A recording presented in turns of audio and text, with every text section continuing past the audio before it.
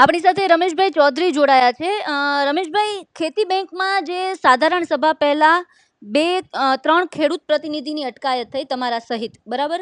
હાજી હવે હાજી હવે જે પ્રકારના આરોપ લાગ્યા છે કે સાધારણ સભામાં પ્રશ્નો ના ઉઠે, કોઈ ચર્ચા ના થઈ અન્ય ગેરરીતિની, અને તેના માટે પોલીસનો ઉપયોગ કરાયો અને ખેડૂત પ્રતિનિધિઓને સભા પહેલા જ અટકાયત કરી લેવામાં આવી.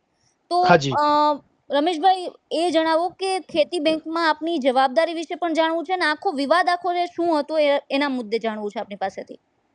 મેડમ, 2021 થી અમારા ડોલર કોટેજાજી ચેરમેન તરીકે નિમણૂક કરેલી છે. અમે મહેસાણા જિલ્લાના પ્રતિનિધિ છીએ. બરાબર. 2 વર્ષ સુધી એમને વહીવટ કર્યો. દર વખતે માનનીય રાજપાલ સાહેબને 2 મિટિંગમાં બોલાવ્યા છે. હજી સુધી અમે એમને ઓળખી ન શકે, પણ જ્યારે 1-2 વખત ઓફિસમાં અમે જોઈ તો જ્યારથી બેંકની સ્થાપના થઈ ત્યારથી 2021 સુધી જે પણ ખેડૂતના પ્રતિનિધિઓ આવ્યા એ ખોટો ખર્ચો કરવાની એમની હિંમત હોય જ નહીં. બરાબર. ગામડાના માણસો એટલે ખોટો. આ તો જ્યારે પછી અમને 2 વર્ષ પછી ખબર પડી આટલો બધો ખર્ચો કરે છે આ ખેડૂત છે કે કેમ, અમને અંદરથી વિશ્વાસ કે ભાઈ આ ખેડૂત તો હોય જ નહીં.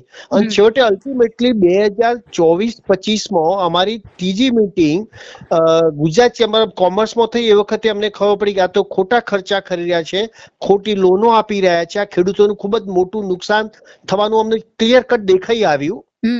એટલે અમે ઓબ્જેક્શન ખૂબ જ કર્યું, પણ અમારા ઓબ્જેક્શન આ લોકોએ દબાવી દીધું. અચ્છા, એટલે એના પછી અમે જ્યારે જનરલ મીટિંગ આવે એટલે ત્રીજી મીટિંગ આવી ગાંધીનગર ટાઉન હોલમાં. બરાબર.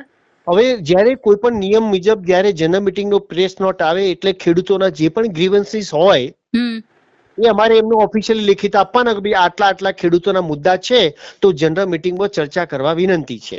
બરાબર. હવે અમે લેખિત આપી દીધું એમને, એટલે એમની ફરજમાં આવે છે કે ભાઈ જે પણ મુદ્દા હોય એમનો રિપ્લાય આપવો. બરાબર. પોલિસી મેટર હોય તો કે ભાઈ આ પોલિસી મેટર છે, પરંતુ હકીકતમાં આ લોકોએ ખૂબ જ ડોલર કોટેજાજીએ સત્તાનો દુરુપયોગ કરીને એકચ્યુઅલી મેડમ એ ખેડૂત છે જ નહીં.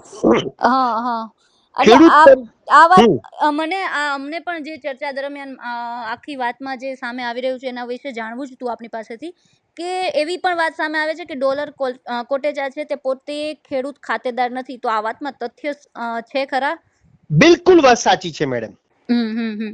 અને આમાં ઉપરથી મોટા માથાઓ ખૂબ જ ટેકો કરી ઇલીગલી એમને ચેરમેન બનાવ્યા છે. તો સભાસદ બની શકે ખેડૂત ખાતેદાર ના હોય તો? બિલકુલ ન બની શકે.